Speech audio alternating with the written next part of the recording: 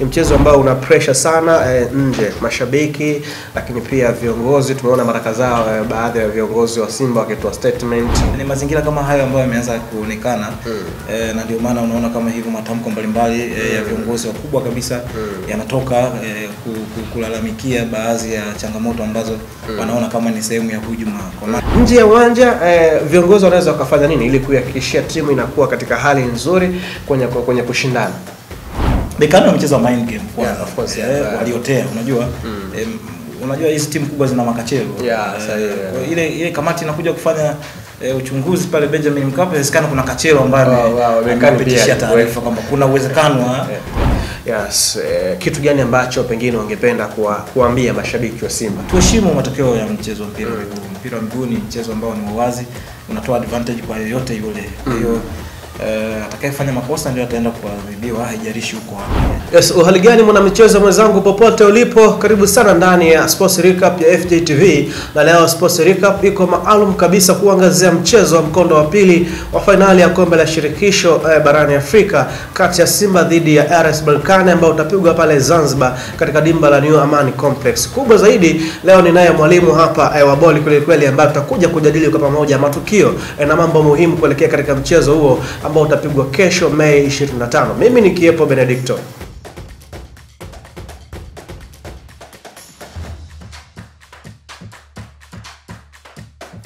Kama ambavyo nimekujuza hapo awali, ninaye mwalimu wa boli kweli hapa kocha Halidi Mshona ambaye amekuwa ni mwalimu mwenye uzoefu mkubwa kwenye kufundisha kabumbu hapa nchini Tanzania, akihusika katika matukio makubwa kweli ya soka.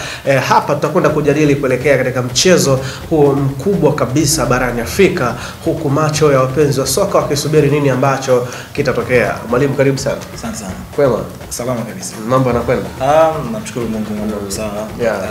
Hamna ya Tanzania kama unavyojua kusubiri tarehe 25 na tulikuwa tunajua haifiki na imefika sasa. Masaa machache yamebaki kuelekea katika mtanange huu wa finali. Okay.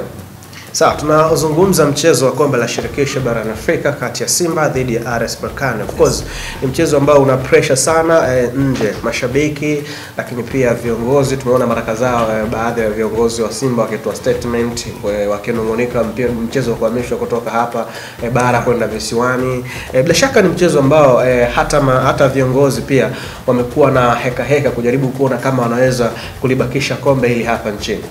Ni sahihi. Ukiangalia mazingira kwanza, naweza kusema kwamba kinachosababisha mpaka hiko kitokee ni tukio. Tukio kwamba mbali na mchezo wenyewe lakini kuna tukio.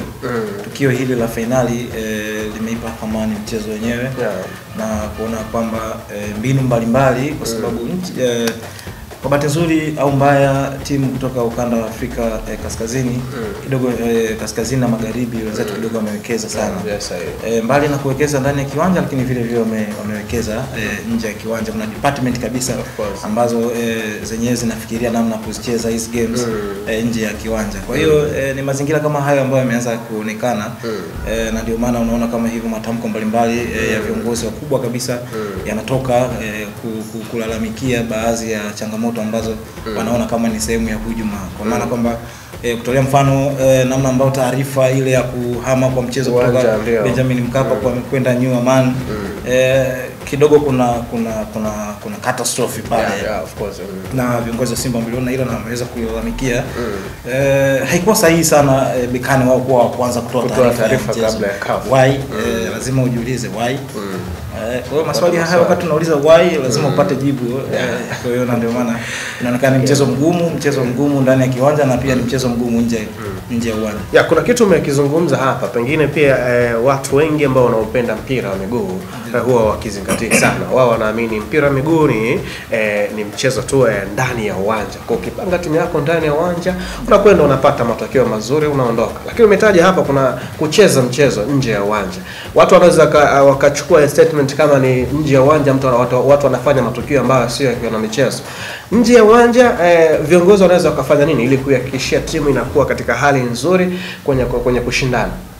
Mchezo mpira wa miguu tukumbuke una sababu 5 za kufanikiwa. Kwa maana kwamba kuna 5 factors for football performance. Kwa maana kwamba ya kwanza ni physical fitness, ya pili ni techniques, na ya tatu ni tactics, ya 4 ni psychology na ya 5 ni sociology. Sasa hizi sababu tatu tunaziweka kando. Hizi ni tactical ways kidogo ambayo ni kazi ya mwalimu kuhakikisha wachezaji wana fitness nzuri, kuhakikisha kwamba wachezaji wana tactics, kuhakikisha kwamba wachezaji wana techniques. Lakini hizi mbili, upande wa psychology pamoja na sociology, sasa hapa ndio nje ya uwanja hapa sasa. Kuhakikisha kwamba wachezaji wamekula mlo sahihi, wamepata muda wa kupumzika, hali halisi ya familia zao zikoje, nyumbani kuko salama. Tunazungumzia sociology sasa hapo, ni masuala ya kijamii sasa. Ukiachana masuala ya kijamii, part nyingine ni psychology, kwa maana kwamba umemwandaa katika hali gani mchezaji wako kupambana na hizi mentally. Kwa hiyo Bekane wamecheza mind game kwanza, of course, waliotea, unajua hizi timu kubwa zina makachero. Ile kamati inakuja kufanya uchunguzi pale Benjamin Mkapa, inawezekana kuna kachero ambaye amepitisha taarifa kwamba kuna uwezekano wa hii ngoma kuhama kutoka Benjamin Mkapa na kwenda Newman. Kwa hiyo baada ya kuipata ile na nyewe wakacheza mind game, na mind game yao kweli imewalipa na imewaharibu kabisa Simba. Ukiangalia aina magoli Simba ambao wamefungwa kule Bekane, kimsingi hayakuwa magoli ya kiufundi zaidi. Unaangalia kabisa hapa kuna kitu kuna hofu imewaingia. Kwa hiyo tunapozungumza mpira au mchezo wa mpira nje ya uwanja, umedili zaidi katika hizi engo mbili, psychology pamoja na sociology. Umezungumza kitu kikubwa sana. Yaani watu walikuwa nafikiri kwamba nje ya uwanja basi lazima ufanye vitu vya kiunihuni kwenye mpira wa miguu, lakini mwalimu wa bodi hapa amezungumza vitu vya msingi sana nje ya uwanja timu zinaweza kufanya. Tunakwenda katika mchezo wenyewe sasa, Simba dhidi ya Bekane. Mchezo wa kwanza Simba wakiwa ugenini pale nchini Morocco walipoteza 2-0, lakini kibaya zaidi hawakupiga shot on target hata moja, licha ya kuanza na typical striker ambaye alikuwa Lionel Ateba Mbida.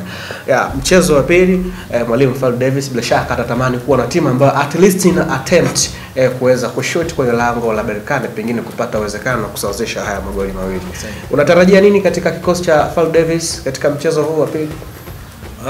Kwanza mimi nachelewa kidogo kusema kwamba Simba wanaenda kutoboa kwenye ligi. Nachelewa kidogo kusema kwa nature ya timu za Kiarabu. Tena mbaya zaidi wanakuja wakiwa tayari na matokeo ya goli mbili na aggregates tu.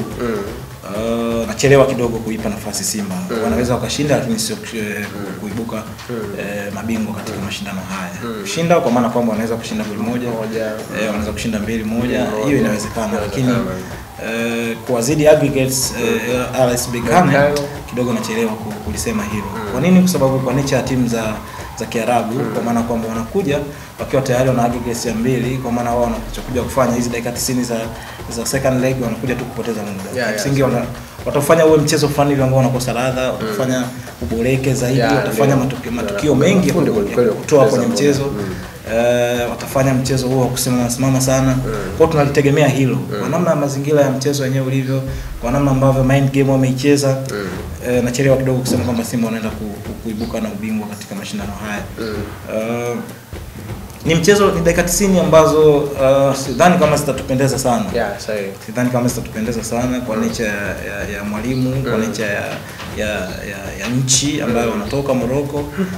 Wakiwa na advantage, kwa kweli wanaenda kuharibu kabisa mchezo. Kwa hiyo ni mchezo ambao utakuwa wa kimbinu zaidi, kwa maana kwamba wao wanataka wasimamishe Simba, wanataka wafanye mchezo uwe kwa speed. Kutokana na kile ambacho wanachotamani kitokee.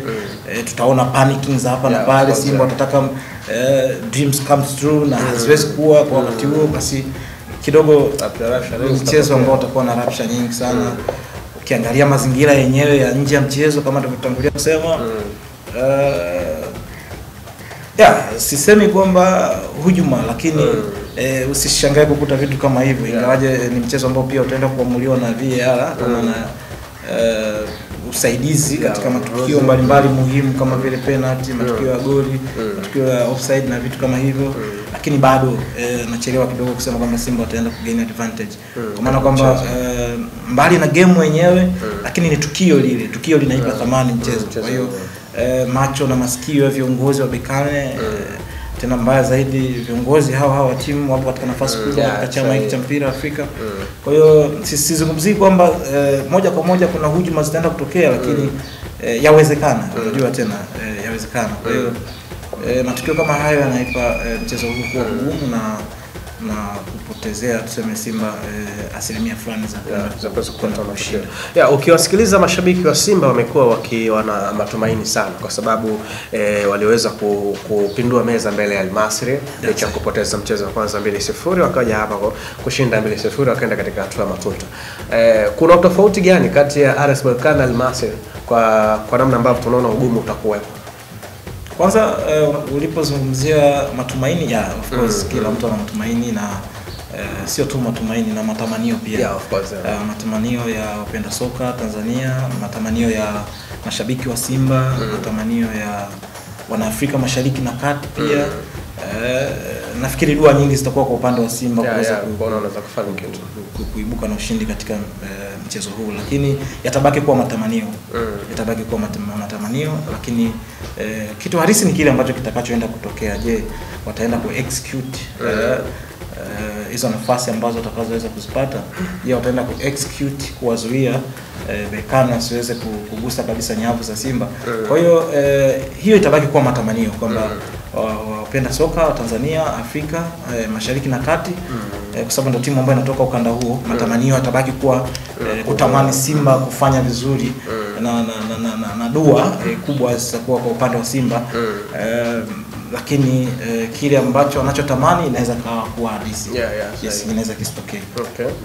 Sawa, kile ambacho anakitamani kinaweza kisitokee, ndivyo ambavyo mwalimu Waridi Mshona anazungumza katika mchezo huu wa finali ya kombe la shirikisho, ikiwa ni mchezo wa mkondo wa pili ambapo Simba watakuwa nyumbani katika dimba la New Amani Complex pale Zanzibar, kuhakikisha kama wanaweza kupindua meza, pengine kuweza kutoa taji lile la kombe la shirikisho barani Afrika. Sasa kwa kumalizia mwalimu, kitu gani ambacho pengine ungependa kuambia mashabiki wa Simba ambao pengine wao ndo wamekuwa na heka kweli kuelekea katika mchezo huu?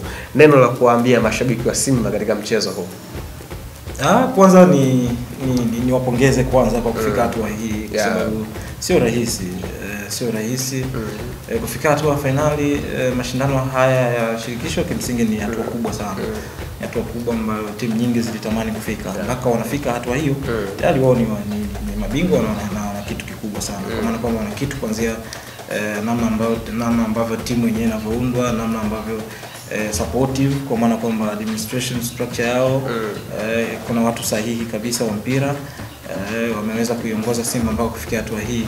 Kwa kufikia hatua hiyo tu kuna wao wajioni tayari ni mabingwa, na tunawapa credit kubwa sana. Lakini kingine ambacho nipende kwa shauri, tuheshimu matokeo ya mchezo wa mpira wa miguu. Mpira wa miguu ni mchezo ambao ni wazi, unatoa advantage kwa yoyote yule. Kwa hiyo atakayefanya makosa ndio ataenda kuadhibiwa, haijalishi huko wapi, haijalishi huko sebuleni kwako, haijalishi huko chumbani, haijalishi huko mazingira gani. Kwa hiyo wasidhanie tu kwamba kwa kuwa tunacheza nyumbani Tanzania basi tupate ile home advantage kwamba tunaenda kushinda tu hiyo isiwe.